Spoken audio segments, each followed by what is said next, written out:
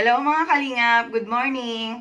Magluluto tayo ngayon ng tilapia na ginata sa pechay. Ito po yung mga ingredients. Total magtatanghalian na din. 2 hours na lang tanghali na. Magpe-prepare tayo ng lulutuin natin para sa tanghalian. Ito lang yung mga ingredients niya. Napakadali lang. Sibuyas, luya, sili, at itong bawang. Para hindi ko kayo mahirapan sa paghiwa ng bawang, ito tinitid ko na itong dalawa. Itong dalawa, papakita ko lang sa inyo kung paano ko siya i-chop para ganyan na siya. Madali lang. Diba may balat pa yan? Kunwari may balat pa. Pinalatan ko na yan.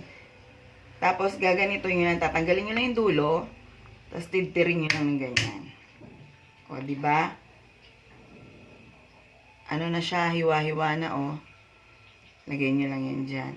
Kapag magagata, ganun lang gagawin yung hiwain nyo lang yung dulo. Tanggalin nyo. Ayan na yung tinanggal ko. Tapos, itid-tid nyo lang ng ganyan. Ayan na siya. Nakita nyo ba?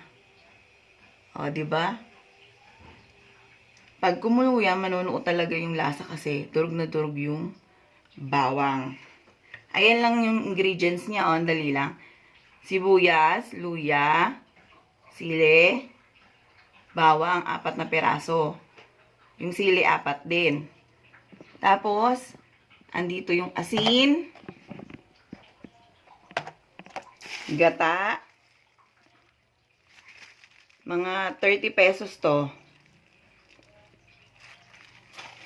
Tapos, pechay, tilapia. Ayan lang po yung ingredients nyo.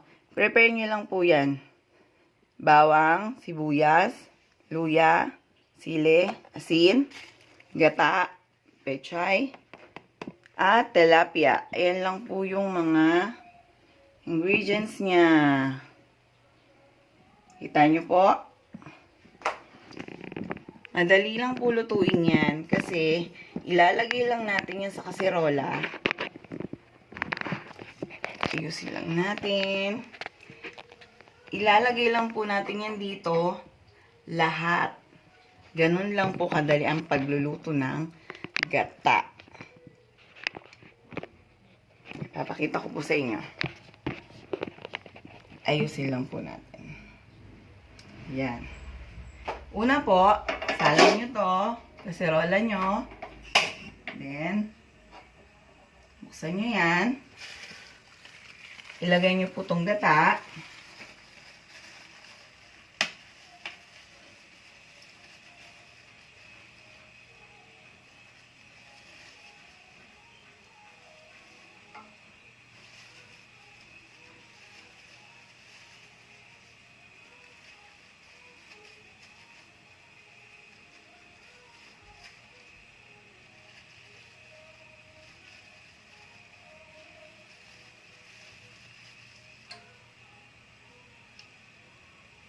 Iniingatan ko kasi baka masama yung parang kahoy-kahoy.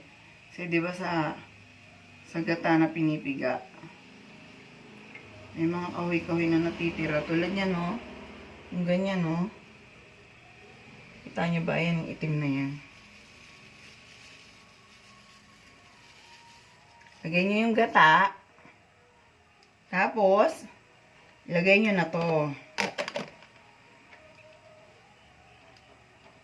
Lagay nyo yung kalahati nito.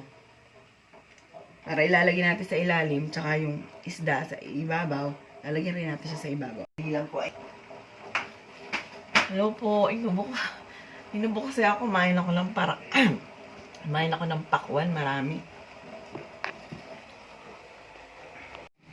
Sinalang na po natin yung mga ingredients na pinakita natin dito kanina. Ito na po siya.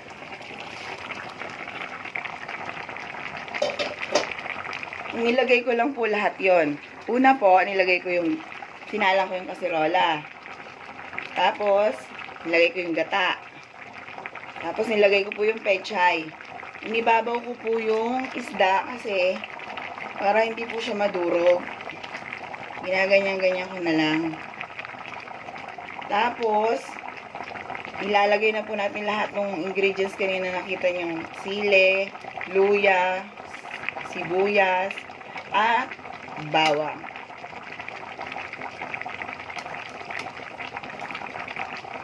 Tapos, paminta po, lagyan nyo asin. Okay na po yun. Titikman na lang natin. Tapos, mag-add na lang tayo ng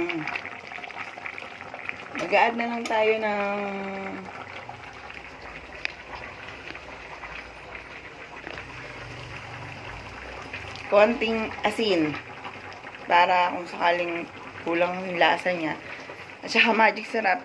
Kung gusto nyo may magic syrup, pwede rin.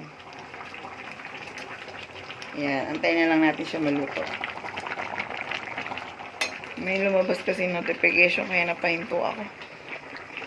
Kaya gawa ganyan-ganyan ako. Ngayon na po siya, salang mo na po lahat. Okay na po yan. Maya-maya lang kote, mga after 3 minutes, luto na po yan. Kasi gata lang naman yan, saglit lang. At saka, syempre, like na rin po kayo. Tapos comment and share nyo na rin po para mas marami pa po tayong bidyong magawa. And sana po, subscribe nyo rin po ako. Yung YouTube ko po, sana panoorin nyo rin po. Meron din po akong vlog doon. Sana po supportahan nyo po ako. Thank you po. Maraming salamat po.